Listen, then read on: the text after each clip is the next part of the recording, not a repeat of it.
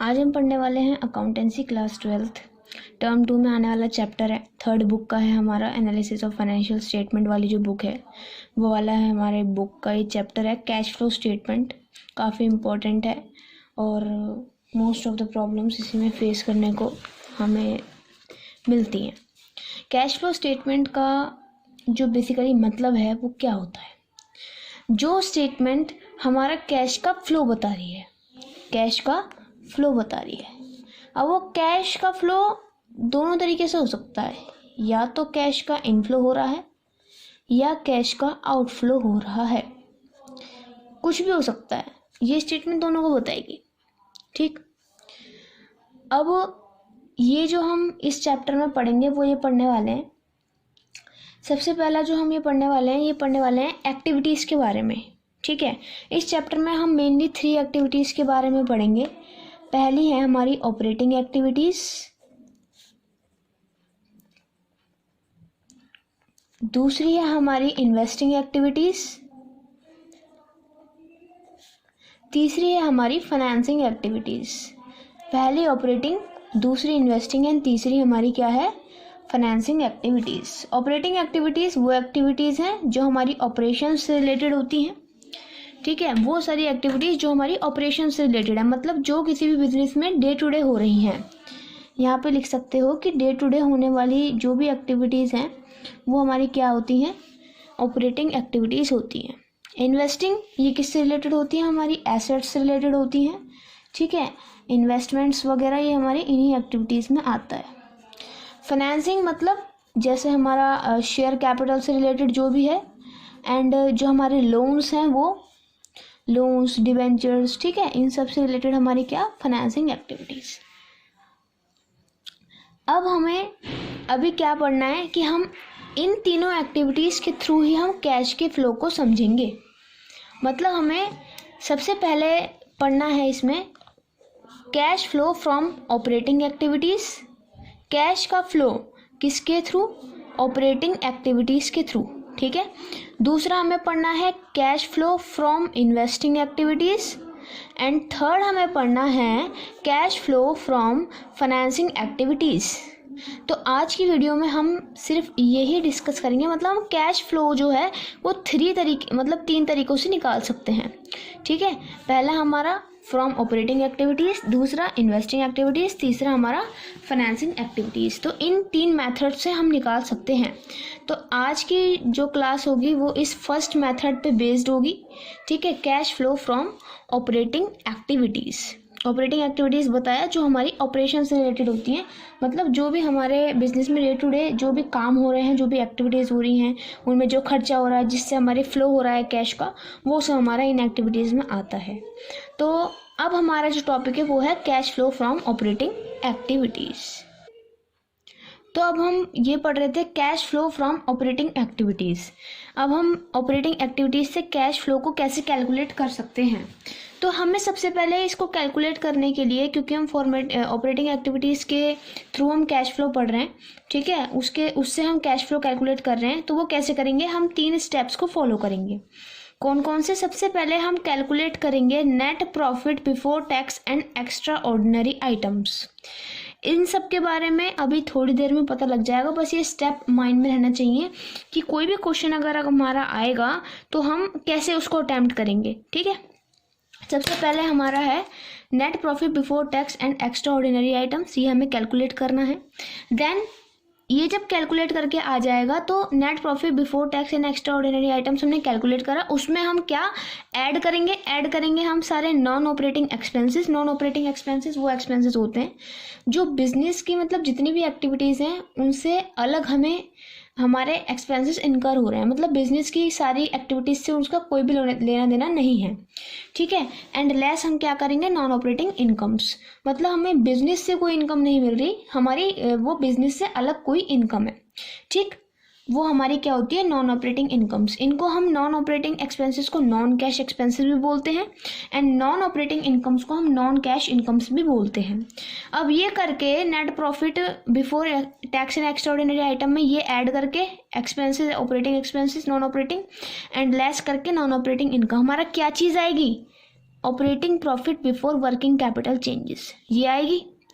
फिर हमें क्या करना है, फिर हम इसमें जो operating profit before working capital changes आया है इसमें हम ऐड करेंगे अगर कोई भी करंट एसेट में डिक्रीज हो रहा है या फिर इंक्रीज हो रहा है करंट लाइबिलिटीज में, तो ये दोनों आइटम हमारे कहाँ जाएंगे, ऐड में, और लेस में जाएंगे वाइस वर्सा। वाइस वर्सा का मतलब हम लेस करेंगे तब जब हमारी इंक्रीज हो रही है करंट एसेट में और डिक्रीज हो रही है करंट लाइबिलिटीज में।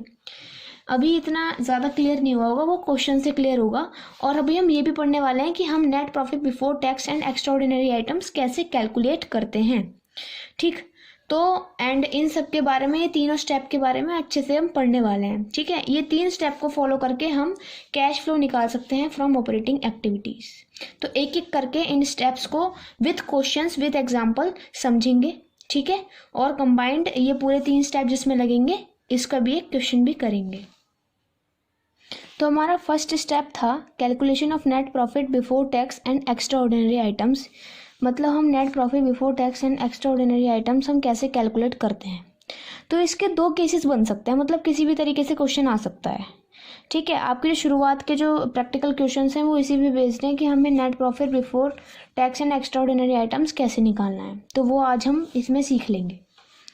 तो हमें नेट प्रॉफिट, ये हो सकता है हमें पहले केस में गिवन हो कि हमें net profit after tax question में ये गिवन हो, या फिर ये भी हो सकता है कि हमें सरप्लस गिवन हो। तो एक एक करके दोनों केसेस को समझने की कोशिश करेंगे। अगर हमारा net profit after tax given है तो सबसे पहले आप क्या करोगे, नेट प्रॉफिट आफ्टर टैक्स लिखोगे, ठीक। यहाँ पे अमाउंट लिख दोगे जितना भी गिवन है। फिर आपको उसमें क्या चीज़ ऐड करनी है वो देखना। आपको प्रोविजन फॉर टैक्स, ठीक है, ऑफ करंट ईयर का आपको क्या करना है, ऐड करना है, ठीक। ये ऐड करा आपने। और क्या ऐड करना है, एक्स्ट्रा ऑर्डिनरी आइटम्स का loss, extra ordinary items to be debited to P&L। मतलब जो आइटम्स हमारे P&L के डेबिट में आए हैं एक्स्ट्रा ऑर्डिनरी आइटम्स, वो हमको क्या कर देना है, ऐड। और इन आइटम्स में मतलब इसके एग्जांपल्स आपको क्या मिलेंगे, क्वेश्चन में आपको गिवन होगा भाई लॉस ऑफ फायर, ठीक है। ये सब हमारा क्या है, लॉस ऑफ फायर अगर दिया हो तो आप इसको ऐसे ऐड कर सकते हो, ठीक। तो आप ऐसे करोगे, एक्स्ट्रा ऑर्डिनरी आइटम्स का मतलब जो डेबिट होते हैं, जैसे हमारा इसका एग्जाम्पल है लॉस ऑफ फायर, ठीक। और लेस क्या करना है आपको, कोई भी एक्स्ट्रा ऑर्डिनरी आइटम है, ठीक है, जो क्रेडिट में आ रहा है P&L के, to be credited to P&L, तो वो आपको क्या कर देना है, लेस कर देना है, ठीक है। अब हमने ये ऐड कर रहा था, अब इसमें ये भी ऐड कर दिया था, extraordinary item to be debited to P&L, ये हमारा आंसर आया था। अब जो आंसर आया उसमें हम क्या करेंगे, लेस कर देंगे ये जो हमारा क्रेडिट में। अब इसका एग्जांपल भी हम लिख देते हैं, जैसे इंश्योरेंस क्लेम हमें against loss of fire receive हुआ है, ठीक है, तो वही हमें क्या कर दिया, लेस कर दिया। एक आइटम और हमारा लेस में जाएगा, वो जाएगा income tax refund, income tax refund. बस जो हमारा आंसर आया ये, वो क्या है हमारा, net profit before tax and extraordinary item. Extraordinary item का मतलब जैसे कुछ भी हो सकता है, लॉस भी हो सकता है, लॉस ऑफ फायर हो गया जो डेबिट में आया P&L के, ठीक है। हम बनाते थे ना P&L अकाउंट 11th क्लास में, तो वैसे सही, लेकिन कंपनी पढ़ रहे हैं तो कंपनी वाला स्टेटमेंट ऑफ P&L हम यहाँ पे बात कर रहे हैं, ठीक है। तो उसमें लॉस ऑफ फायर आ गया, क्रेडिट में है तो उसके अगेंस्ट इंश्योरेंस क्लेम हमें रिसीव हो गया, तो ये सब चीज़ें। तो फर्स्ट केस में हमें ऐसे कैलकुलेट करना है net profit before tax and extraordinary item. अब सेकेंड केस हमारा आता है, यही इंपॉर्टेंट है हमारा, ठीक है। मोस्टली हमसे यही पूछा जाता है, लेकिन अगर ये पूछा जाए तो आपको पता होना चाहिए, इसके भी क्वेश्चंस हैं गिवन की बुक में। तो सबसे पहले हमें क्या करना है, इसमें सरप्लस करंट ईयर का, सिवाय माने करंट ईयर, वो लिखना है। उसमें लेस कर देना है सरप्लस प्रीवियस ईयर का, PY माने प्रीवियस ईयर, ठीक। फिर आपको क्या चीज़ें ऐड करनी है एंड क्या चीज़ें लेस करनी है वो भी देखो। ऐड करना है आपको प्रपोज्ड डिविडेंड, प्रपोज्ड या फिर फाइनल डिविडेंड भी कहते हैं, ठीक, उसको आपको क्या करना है, ऐड करना है। और एक बात ध्यान देना कि प्रपोज डिविडेंड हमेशा प्रीवियस ईयर का ही ऐड होगा और करंट ईयर का इग्नोर होगा। यहाँ पे हैशटैग पॉइंट डाल के लिखो कि जो प्रपोज डिविडेंड है वो हमारा करंट ईयर का जो है वो क्या होगा, इग्नोर करना है, ठीक, वो बिल्कुल उसे इग्नोर कर देंगे हम, सिर्फ प्रीवियस ईयर के को ऐड करेंगे। ओके, अब ऐड करना है इंटरिम डिविडेंड। क्वेश्चन में आपको गिवन होगा इनके अमाउंट, यहाँ पे आपने ऐड करा जो भी रिजल्टेंट अमाउंट आया इसको ऐड लेस करके उसमें ऐड करा आपने इंटरिम डिविडेंड का अमाउंट, प्लस आपको ऐड करना है कोई भी हमारा ट्रांसफर है रिजर्व में, ट्रांसफर टू रिजर्व, कोई भी रिजर्व दे सकता है, जैसे हमारा डिबेंचर रिजर्व, रिडम्पशन रिजर्व दे देगा, जनरल रिजर्व दे दिया, वर्कमैन कंपनसेशन रिजर्व दे दिया, तो कुछ भी, तो ट्रांसफर टू रिजर्व हमेशा हमारा ऐड होगा, ठीक। फिर हमारा ऐड करेंगे provision for tax, provision for tax किसका, यहाँ पे भी ऐड करा था करंट ईयर का, यहाँ पर भी हम करंट ईयर का ही ऐड करेंगे, ऐड कर देंगे, ठीक। अब ऐड करने के बाद हमें क्या करना है, अब हमारा बिल्कुल थोड़ा थोड़ा इसी की जैसे वर्किंग चलने चालू हो जाएगी कि हम एक्स्ट्राऑर्डिनरी आइटम जो भी हमने डेबिट में करे हैं शो, वो हमारे क्या आ जाएंगे, ऐड हो जाएंगे। सेम जैसे लॉस ऑफ फायर वगैरह एक्स्ट्राऑर्डिनरी आइटम जो डेबिट में हुए हैं, ठीक है, शो जैसे लॉस ऑफ फायर, तो ये सब हमारा क्या होगा, ऐड हो जाएगा, ठीक। और लेस हो जाएगा जो भी हमारे क्रेडिट में हमें एक्स्ट्राऑर्डिनरी आइटम हमने शो करे हैं जैसे इंश्योरेंस क्लेम वगैरह, ये हमारा क्या हो जाएगा, लेस हो जाएगा, ठीक। और अगर कोई भी इनकम टैक्स रिफंड हमें गिवन है तो वो भी हम क्या कर देंगे, लेस कर देंगे। बिल्कुल डिट्टो इसकी ऐसी वर्किंग चलिए फिर, ठीक है, क्या यहाँ से हमारी बिल्कुल इसी की जैसी वर्किंग चली है, ठीक। ये जितना ऐड लेस हुआ है बिल्कुल फर्स्ट केस की तरह हमारी वर्किंग चली है, ऐसे आप आसानी से निकाल सकते हो। लेस कर देंगे इनकम टैक्स रिफंड, तो फिर हमारा जो अमाउंट निकल के आएगा लास्ट में, ये लास्ट का है ये, ठीक है, थोड़ा पेज छोटा पड़ रहा है, तो ये जो अमाउंट आएगा हमारा वो आएगा net profit before tax and extraordinary items. तो अब हम इसका थोड़े एक क्वेश्चन करते हैं जिससे आपको ये स्टेप समझ में आ जाएगा, और आज की वीडियो में बस हम इसी स्टेप के बारे में पढ़ेंगे, इसके क्वेश्चंस करेंगे, क्योंकि हमने सिर्फ इसका बेसिक पढ़ लिया है कि हम इसे कैसे कैलकुलेट करते हैं, और आप शुरुआत के 6-7 क्वेश्चन इस पर बेस्ड हैं वो आप कर सकते हो। तो एक क्वेश्चन है, ये 5 है TH ग्रेवाल का। Following is the extract of balance sheet of महा लिमिटेड एज एट दे रखा है 31 मार्च 2020। इक्विटीज एंड लाइबिलिटीज हमें दे रखी है, मतलब ऐसे डेट डाल रखी है करंट ईयर और प्रीवियस ईयर की, ठीक है। सरप्लस का बैलेंस दे रखा है, तो आपके दिमाग में आ गया होगा कि ये कौन सा केस है, हमारा सेकंड केस है जो अभी हमने पढ़ा है, ठीक है। वो बोल रहा है कि सरप्लस का जो बैलेंस है करंट ईयर का इतना दे रखा है 10 लाख, प्रीवियस ईयर का 5 lakh, dividend payable 50,000, additional information हमें दे रखी है, प्रपोज डिविडेंड जो है वो प्रीवियस यानी 31 मार्च 2019 का भी दे रखा है और 2020 का भी दे रखा है 4 लाख और 5 लाख रिस्पेक्टिवली, मतलब प्रीवियस का है 4 लाख एंड करंट का है 5 लाख। तो नोट लिखवाया था प्रपोज डिविडेंड, करंट का तो बिल्कुल इग्नोर कर दो, प्रीवियस का क्या होता है, ऐड, ठीक है। तो ये 4 लाख आपके ऐड में जाएंगे। तो सबसे पहले हमने फर्स्ट स्टेप क्या था कि सरप्लस लिखो करंट ईयर का, करंट ईयर का सरप्लस कितना है, 10 लाख रुपीस। तो ये है 5 क्वेश्चन। सरप्लस जो है हमारा, यहाँ लिखेंगे surplus of current year, current year का आपका कितना सरप्लस आपको गिवन है, 10 लाख रुपीस, ठीक। उसमें आपको माइनस कर देना है प्रीवियस ईयर का surplus, surplus of previous year, ठीक। 5 लाख रुपीस आपने माइनस करने हैं, तो 5 लाख रुपीस आपके माइनस हो गए।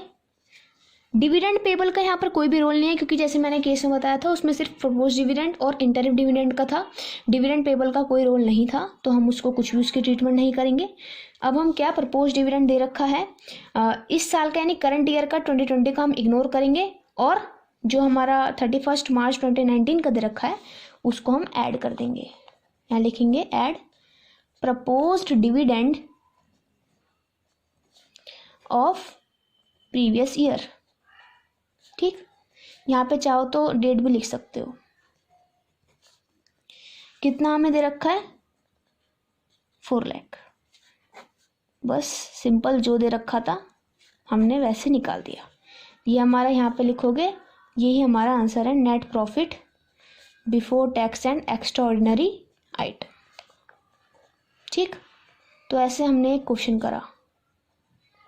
अब एक क्वेश्चन और देख लेते हैं। Following is the extract from balance sheet of G limited. Equity share capital हमें दे रखी है करंट ईयर की और प्रीवियस ईयर की। 10% प्रेफरेंस शेयर कैपिटल भी दे रखी है, 6 लाख एंड 6 लाख दोनों साल की सेम है। सरप्लस दे रखा है करंट ईयर का और प्रीवियस ईयर का। अनपेड डिविडेंड दे रखा है हमको 20,000, मतलब डिविडेंड पेबल जिसकी कोई ट्रीटमेंट नहीं करते। एडिशनल इन्फॉर्मेशन हमें दे रखी है। प्रपोज डिविडेंड दे रखा है इक्विटी शेयर्स पे for the years 2018-19 and 2019-20 are this and this. ठीक है, हमको ये दे रखा है। एंड इंटरिम डिविडेंड भी हमें दे रखा है कि 40,000 का है इक्विटी शेयर्स पर। ये क्वेश्चन हमारा काफ़ी अच्छा है। तो क्यों, क्योंकि अभी पता लग जाएगा इसमें प्रपोज डिविडेंड की ट्रीटमेंट बढ़िया होगी। बढ़िया का मतलब अभी पता लग जाएगा। सबसे पहले वही हमें सरप्लस दे रखा है, तो हमारा केस सेकंड है हमारा। तो सबसे पहले हम लिखेंगे सरप्लस जो है भाई, हमारा सरप्लस है करंट ईयर का कितना है, 7,20,000 रुपये। उसमें से माइनस करेंगे सरप्लस प्रीवियस ईयर का 4 लाख, तो ये आ गया 3,20,000। एंड हमको एडिशनल इन्फॉर्मेशन में दे रखा है कि प्रपोज डिविडेंड 2018-19 का मतलब प्रीवियस ईयर, और 2019 का 20 का मतलब है करंट ईयर। तो 2018-19 का जो दे रखा है सिर्फ उसी को लेंगे, करंट ईयर के को इग्नोर करेंगे। तो 1,60,000 रुपये हम क्या करेंगे, प्रपोज डिविडेंड के तौर पर ऐड करेंगे। प्रपोज डिविडेंड यहाँ लिखेंगे propose dividend on equity shares, ये लिखना ज़रूरी है। और यहाँ पे आप डेट लिख दो प्रीवियस ईयर की, क्या 31 मार्च 2019 का है। ठीक, 1,60,000 रुपये हमको क्या करना है, ऐड करना है। तो आ जाएगा 480। इंटरिम डिविडेंड है तो वो भी ऐड हो जाएगा। इंटरिम डिविडेंड 40,000, ये आ रहा है 520। अब हमें ऊपर बैलेंस शीट में दे रखा था 10% preference share capital. 10% preference share का मतलब होता है कि हम प्रेफरेंस शेयर कैपिटल हमारी है दोनों की, मतलब जो हमारी करंट ईयर और प्रीवियस ईयर दोनों की हमारी कैपिटल सेम दे रखी है, 6 लाख रुपीज़। ठीक है, तो हम 10% का मतलब है इस शेयर कैपिटल पर 10% का हमें डिविडेंड मिल रहा है। यही तो मतलब होता है। शेयर्स के आगे जो रेट लगता है उसका मतलब डिविडेंड ही तो होता है, और डिबेंचर्स के आगे इंटरेस्ट रेट होता है, और शेयर्स के आगे डिविडेंड। तो हमें डिविडेंड जो है वो प्रपोज डिविडेंड मानना है, फाइनल डिविडेंड मानना है। ठीक है, प्रपोज और फाइनल एक ही बात है। तो प्रपोज डिविडेंड हम कब किसका ऐड करते हैं, प्रीवियस ईयर का। प्रीवियस ईयर की शेयर कैपिटल जो हमें दे रखी है वो कितनी दे रखी है, 6 लाख। ये preference share capital previous year की कितनी दे रखी है, 6 लाख। तो 6 लाख का 10% हमारा डिविडेंड बनता है जो है 60,000 रुपये, और करंट ईयर का भी 60,000 रुपये, लेकिन करंट ईयर के डिविडेंड को तो हम इग्नोर करते हैं। तो अभी हम ऐड करेंगे propose dividend on preference shares, इसलिए लिखना ज़रूरी था। ठीक है, 31 मार्च 2019 वाले को यहाँ पे आप कैलकुलेशन करके दिखाएंगे। 6 लाख इंटू 10% 60,000, 5,80,000। तो ये अमाउंट जो आएगा वही हमारा आंसर है। यही हमारा है net profit before tax and extraordinary items.